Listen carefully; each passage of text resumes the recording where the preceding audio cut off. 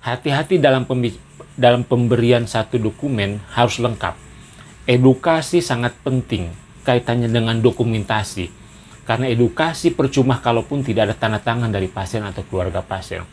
Apapun yang kita lakukan, apa yang kita kerjakan, tulis. Tulis apa yang kita kerjakan, kerjakan apa yang kita tulis.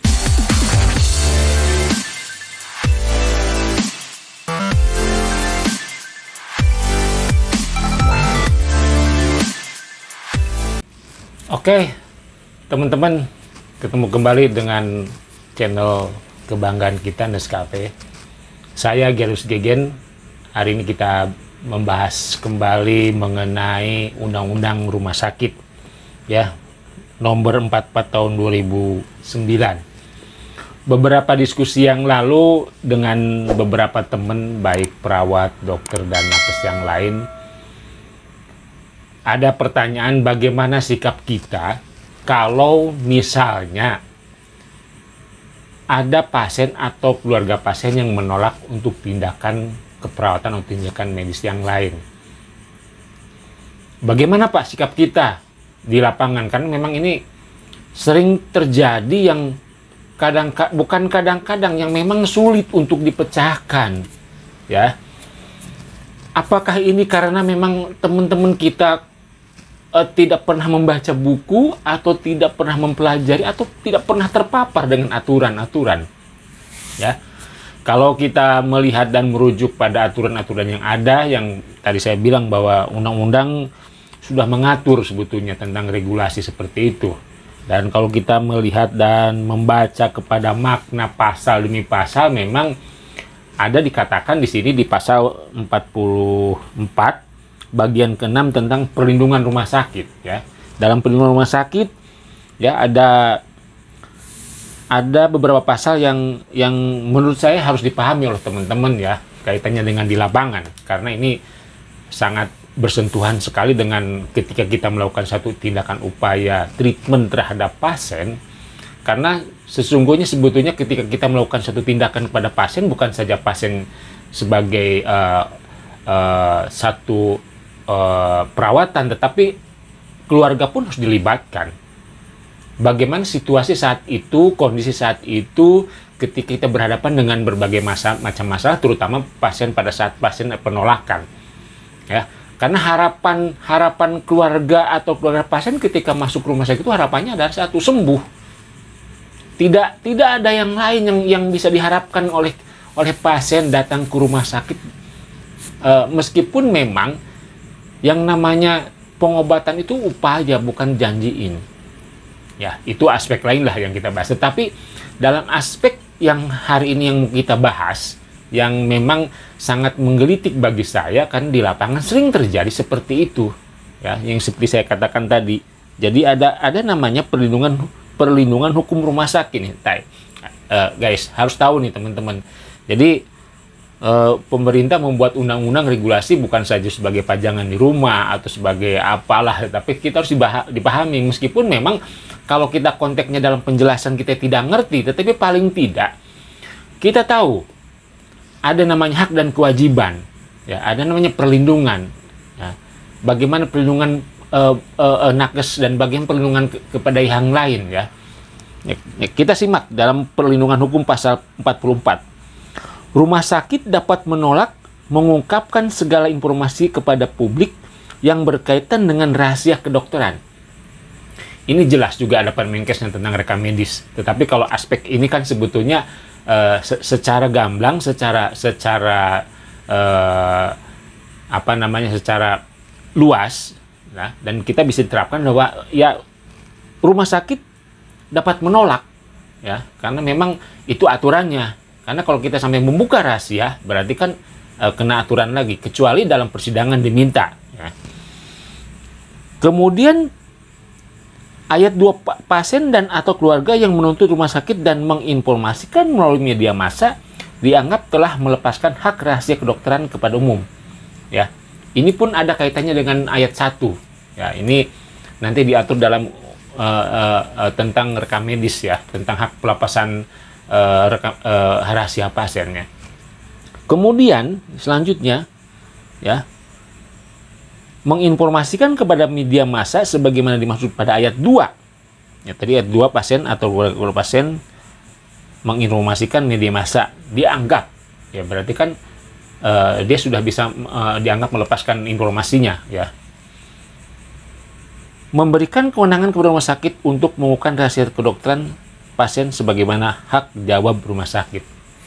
Nah, ini jadi antara hak dan antara menjawab dan memberikan satu statement, ya sebetulnya. Jadi rumah sakit punya hak jawab sebetulnya. Jadi kalau ada pasien atau keluarga pasien untuk udah mengungkapkan di media massa, ya rumah sakit punya hak jawab, dan rumah sakit tidak perlu lagi meminta izin karena memang sudah ada yang membuka dari keluarga pasien, ya.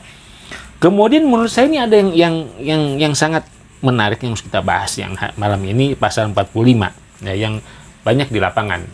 Tadi saya bacakan karena kaitannya dengan perlindungan rumah sakit.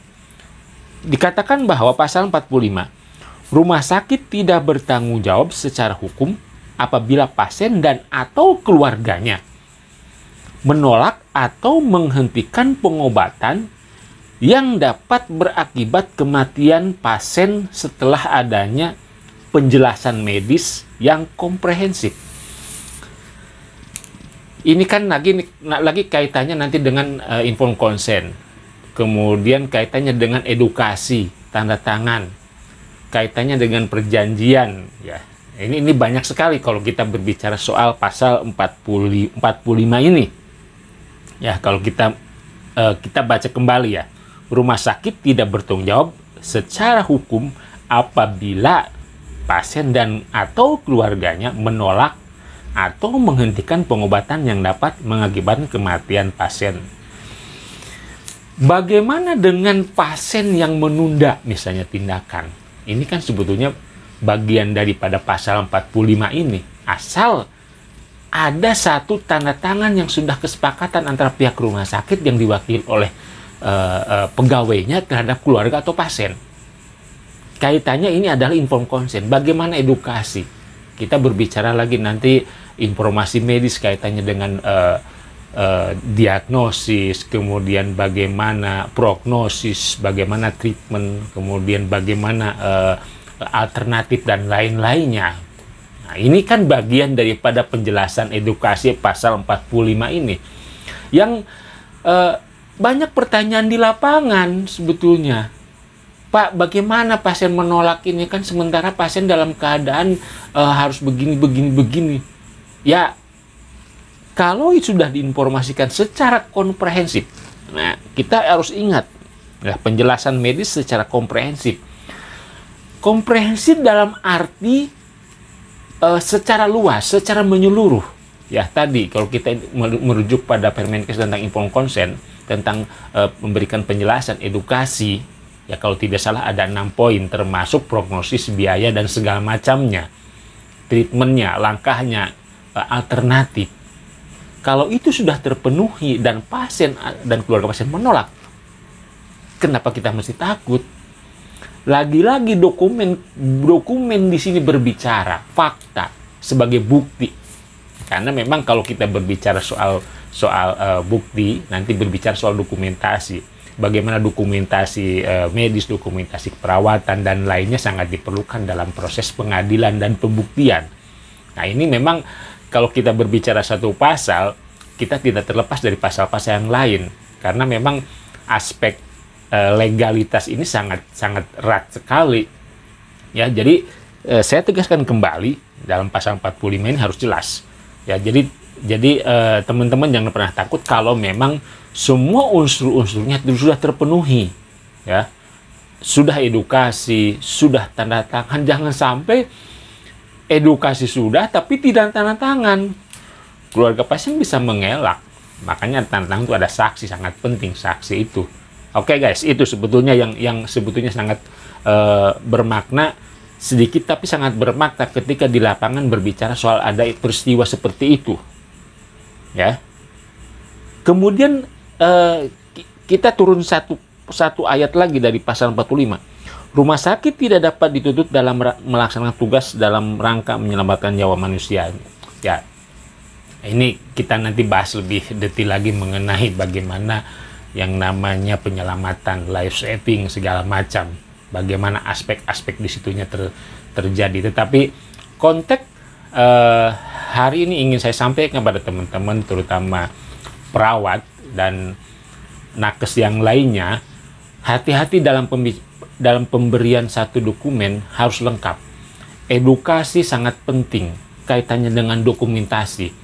Karena edukasi percuma kalaupun tidak ada tanda tangan dari pasien atau keluarga pasien.